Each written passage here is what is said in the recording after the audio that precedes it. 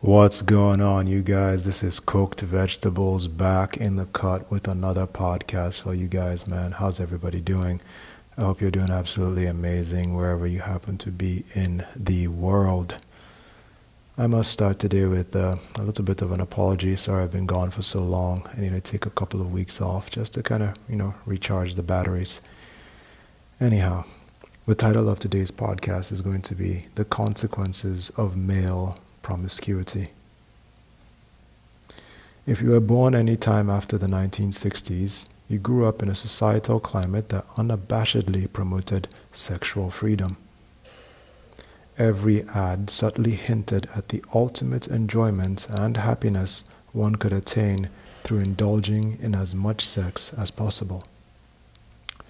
Decade after decade, these ads and television shows became more and more unabashedly sexually explicit. This gradual descent into sexual perversion has continued to the point where we now have incredibly explicit sexual images and motion pictures completely free to anyone with a mobile telephone and a pair of functioning eyes, pretty much everyone over the age of 10.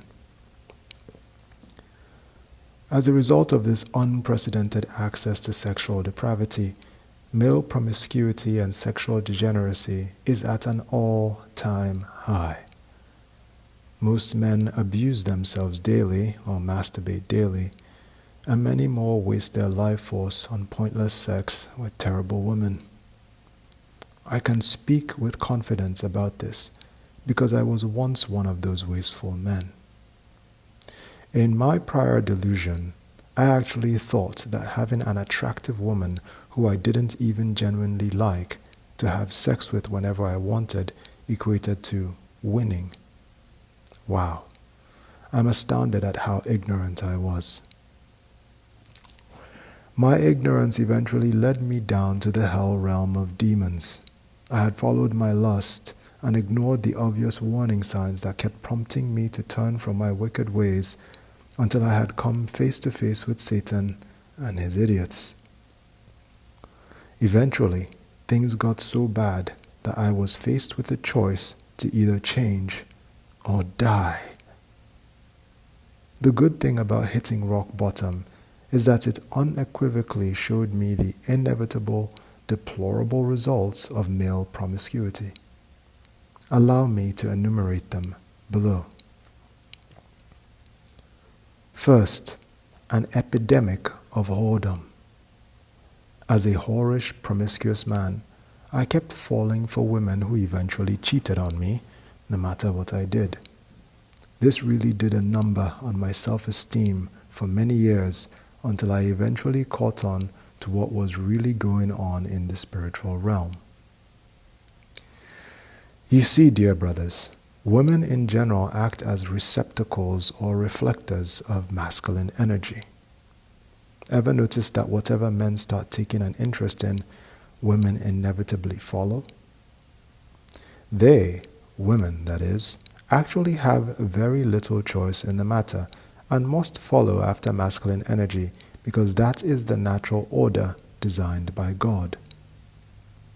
As a result, the more promiscuous, simpy, sexually undisciplined men there are in the world, the more whorish, treacherous, and untrustworthy women there will also be by natural law. Little did I know that by jacking off like an idiot every night and recklessly chasing after party girls, I was literally setting up my own demise. Next, a loss of respect. Natural law is cold and uncompromising, but most importantly, completely just. Nature does not tolerate a show of disrespect without some serious retribution. The seminal fluid that a man carries is a sacred gift, and if that gift is disrespected through pointless sex, masturbation, etc., there will be inevitable retribution. Little did I know that by wasting my life force, I was disrespecting myself and offending natural law. No wonder no one respected me when I was a Kuma.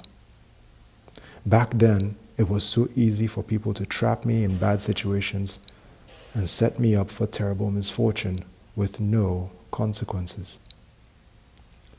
Now, as a retainer, I can say with complete confidence that those who have tried to come for me, as the kids say nowadays, have lived to sorely regret that decision. As a retainer, people cannot just disrespect you for free with no consequences. Next, deterioration of health. The male seminal fluid is one of the most powerful forces that the body uses to maintain nervous system health. If you keep wasting it through powerful psycho-spiritual bodily spasms, also known as orgasms, you will eventually lack the internal power required to maintain your health. This may not seem like a big deal for a young man in his teenage years and early 20s, but it is only a matter of time until such recklessness catches up and does lasting damage. Next, loss of metaphysical power. Men who retain their semen and are sexually chaste have a lot more of an effect on the outcomes of their surroundings. Now, please don't get me wrong, we are not anywhere near as powerful as God or the Most High is. But we should have some say on what happens around us, depending on how energetically dense we are. One of the major factors that determines the energetic density of a man is the amount of semen he carries in his body. Those who waste it will eventually become a victim of their external circumstances and be tossed to and fro by the vicissitudes of life. There is no in-between with life. It can either be a faithful servant or a cruel master. If you do not learn to master your sexual energy, you will most likely find that life becomes the cruelest of masters to you. Next, a loss of wealth.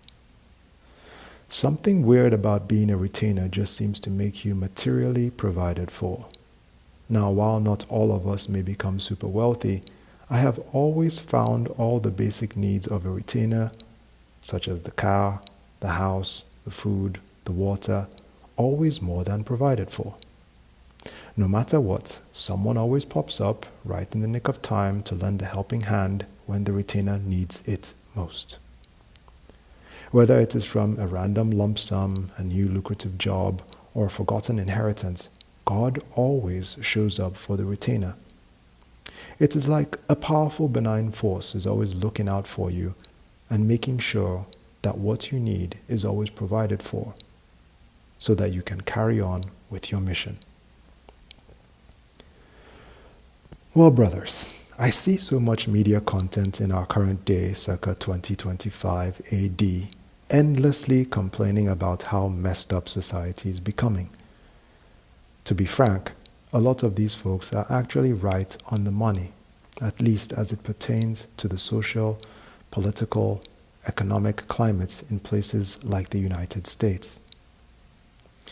As a matter of fact, I used to be part of the complainers contingent until I got tired of complaining and started asking real questions. I wanted to know why things were so messed up. After much prayer and avid searching, I have come to believe that the majority of our modern-day societal ills are due to our lack of sexual prudence. Don't let this be you, brethren. You have been chosen to show the rest of the world how virtuous men live and lead their people. Till next time, brothers, Godspeed and remain blessed. Brother Cooked.